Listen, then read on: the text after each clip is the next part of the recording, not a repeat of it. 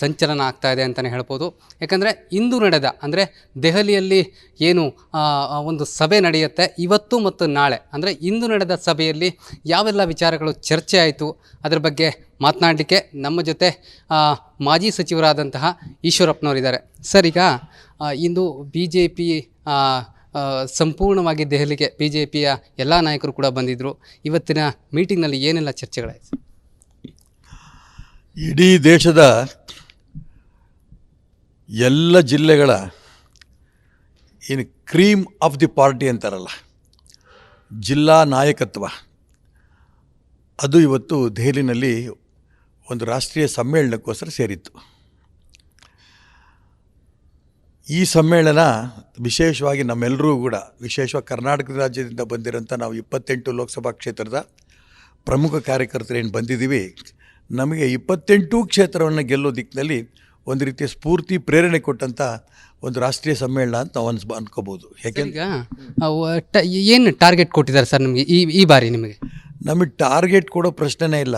ನಾವು 365 ದಿನವೂ ಪಕ್ಷದ ಕೆಲಸ ಮಾಡ್ತಾನೇ ಇರ್ತೀವಿ. ಬೂತ್ ಮಟ್ಟದಿಂದ ಹಿಡಿದು ರಾಜ್ಯ ಮಟ್ಟದ ತನಕ ಕೆಲಸ ನಡೀತಾನೇ ಇರುತ್ತೆ. ಟಾರ್ಗೆಟ್ ಅವರೇನು ಕೊಟ್ಟಿಲ್ಲ. ಆದರೆ ನಮಗೆ ಪ್ರೇರಣೆ ಸಿಕ್ಕಿದ್ದು ಅಂತಂದರೆ, ಕಳೆದ ಬಾರಿ ನಾವು 25 ಸ್ಥಾನವನ್ನು ಗೆದ್ದಿದ್ವಿ. ಈ ಬಾರಿ 28 ಕೂಡ BJP ಮತ್ತು JDS ಸೇರಿ 28 ಸ್ಥಾನವನ್ನು ಗೆಲ್ಲಬೇಕು ಅಂತ ಉತ್ಸಾಹ ಮತ್ತು ಸ್ಫೂರ್ತಿ ಇವತ್ತಿನ ಈ ಒಂದು ರಾಜ್ಯದ ರಾಷ್ಟ್ರೀಯ ಮಟ್ಟದ ಸಮಾವೇಶದಲ್ಲಿ ನಮಗೆ ಸಿಕ್ಕಿದೆ. ಸರ್, ಈಗ ಲೋಕಸಭಾ ಚುನಾವಣೆ, ಈಗ ಹಿಂದೆ ವಿಧಾನಸಭಾ ಚುನಾವಣೆ ಏನು ನಡೀತು, ವಿಧಾನಸಭಾ ಚುನಾವಣೆಯಲ್ಲಿ ಕಾಂಗ್ರೆಸ್ ತನ್ನ ಬಹುಮತವನ್ನು ಗಳಿಸ್ಕೊಳ್ತು. ಇದು ಲೋಕಸಭಾ ಚುನಾವಣೆಯಲ್ಲೂ ಕೂಡ ನಿಮಗೆ ಎಫೆಕ್ಟ್ ಆಗುತ್ತಾ BJPಗೆ? ನೋಡಿ, ಕರ್ನಾಟಕ ರಾಜ್ಯದ ಚುನಾವಣೆಯಲ್ಲಿ ಒಂದು ರೀತಿ ಎಕ್ಸ್ಪೆರಿಮೆಂಟ್ ಮಾಡಿದ್ರು ಕೇಂದ್ರದವರು. ಆ ಎಕ್ಸ್ಪೆರಿಮೆಂಟಿಂದ ನಾವು ಸೋತ್ವಿ. ಆದರೆ ಕರ್ನಾಟಕ ರಾಜ್ಯದ ನಮ್ಮ ಸೋಲು ಯಾವ್ಯಾವ ವಿಚಾರದಲ್ಲಿ ನಾವು ಎಡವಿದ್ದೀವಿ ಅನ್ನೋದನ್ನು ಗಮನಿಸಿ ಅದನ್ನು ತಿದ್ದುಕೊಂಡು ರಾಜಸ್ಥಾನ್ ಮತ್ತು ಮಧ್ಯಪ್ರದೇಶ ಮತ್ತು ಛತ್ತೀಸ್ಗಢದಲ್ಲಿ 3 ರಾಜ್ಯಗಳನ್ನು ಗೆಲ್ಲೋದಕ್ಕೆ ಕರ್ನಾಟಕ ರಾಜ್ಯದ ಸೋಲಿದೆಯಲ್ಲ, ಅದು ನಮಗೆ ಪಾಠ ಕಲಿಸ್ಕೊಡ್ತು. ಹಾಗಾಗಿ ಕರ್ನಾಟಕ ರಾಜ್ಯದಲ್ಲಿ ನಮ್ಮಿಂದ ನಾವು ಕಳ್ಕೊಂಡ್ವಿ. ಮತ್ತು ಕಾಂಗ್ರೆಸ್ಸಿನ ಗ್ಯಾರಂಟಿ ಏನು ಬಡವರಿಗೆ ಒಂದು ರೀತಿಯ ಮೋಸದ ರೂಪದಲ್ಲಿ ಒಂದು ಟೋಪಿ ಹಾಕಿದ್ರೋ ಅದರದ್ದು ರಾಜ್ಯ ಜನಕ್ಕೆ ಅರ್ಥ ಆಗಿದೆ. ಇದು ನಮಗೆ ಟೋಪಿ ಬಿದ್ವಿ ನಾವು ಅಂತ ಒಂದು. ಎರಡನೇದು, ನರೇಂದ್ರ ಮೋದಿ ಮತ್ತು ಭಾರತೀಯ ಜನತಾ ಪಾರ್ಟಿ ಇಡೀ ದೇಶದಲ್ಲಿ ಬೆಳೀತಾ ಇರೋಂಥ ಸಂದರ್ಭದಲ್ಲಿ ನೋಡಿ, ಲೆಕ್ಕ ಹಾಕಿ, ಕರ್ನಾಟಕ ರಾಜ್ಯದ ಎಲ್ಲ MLAಗಳು ಅರ್ಧಕ್ಕಿಂತ ಹೆಚ್ಚಿಗೆ BJPಯವರು ಕಾಂಗ್ರೆಸ್ ಸೇರ್ತಾರೆ ಅಂತ DK ಶಿವಕುಮಾರ್, ಸಿದ್ದರಾಮಯ್ಯನವರು ಹೇಳ್ತಾಯಿದ್ರು. ಇವತ್ತು ಅವ್ರ ಪರಿಸ್ಥಿತಿ ಏನು ಬಂದಿದೆ? ಇಡೀ ದೇಶದಲ್ಲಂಥ ಕಾಂಗ್ರೆಸ್ನಲ್ಲಿ ಅನೇಕ ವರ್ಷಗಳಿಂದ ಮುಖ್ಯಮಂತ್ರಿಗಳಾದಂಥವ್ರು ಭಾರತೀಯ ಜನತಾ ಪಾರ್ಟಿ ಬಂದು ಸೇರ್ತಾ ಇದ್ದಾರೆ. ಇದರ ಅರ್ಥ ಏನು? ಭವಿಷ್ಯ BJP ಮಾತ್ರ ಇದೆ, ಇನ್ಯಾವ ಪಕ್ಷಕ್ಕೂ ಇಲ್ಲ ಅನ್ನೋದನ್ನು ಕಮಲನಾಥ್ ಇರ್ಬೋದು, ಬೇರೆ ಬೇರೆ ಇರ್ಬೋದು, ಪಾರ್ಟಿ ಬರ್ತಾ ಇರೋದಕ್ಕಿಂತನೂ ಕರ್ನಾಟಕ ರಾಜ್ಯದ ಜನಕ್ಕೆ ಮತ್ತೆ BJP ಕರ್ನಾಟಕ ರಾಜ್ಯ ತರಬೇಕು ಅನ್ನೋದಕ್ಕೆ ಈ 28 ಕ್ಷೇತ್ರ ನಾವು ಗೆಲ್ತೇವೆ. ಇದು ಮುಗಿತಿದ್ದಂಗೆ ರಾಜ್ಯದಲ್ಲಿ ಭಾರತೀಯ ಜನತಾ ಪಾರ್ಟಿ ಮತ್ತು ಪೂರ್ಣ ಅಧಿಕಾರಕ್ಕೆ ಬರಬೇಕು ಅನ್ನೋದಕ್ಕೋಸ್ಕರ ರಾಜ್ಯದಲ್ಲಿ ಕಾಂಗ್ರೆಸ್ ಸರ್ಕಾರ ಇರಲ್ಲ, ಈ ಸರ್ಕಾರ ಬಿದ್ದೋಗುತ್ತೆ.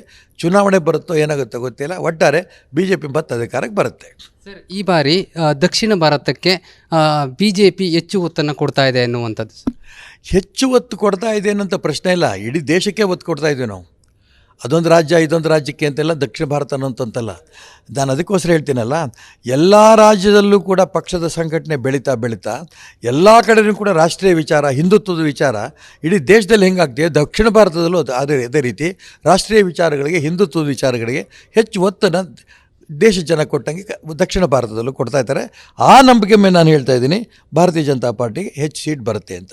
ಸರ್, ಈ ಬಾರಿ ಒಂದಷ್ಟು ಹಾಲಿ ಸಂಸದರಿಗೆ ಕೋಕ್ ಕೊಡ್ತಾರೆ ಎನ್ನುವಂತಹ ಮಾತುಗಳು ಹರಿದಾಡ್ತಾ ಇದೆ. ಸರ್, ಯಾರಿಗೆ ಸೀಟ್ ಕೊಡ್ತಾರೆ, ಯಾರಿಗೆ ಸೀಟ್ ಕೊಡಲ್ಲ, ಅದು ಕೇಂದ್ರ ನಾಯಕತ್ವಕ್ಕೆ ಬಿಟ್ಟಿದ್ದು.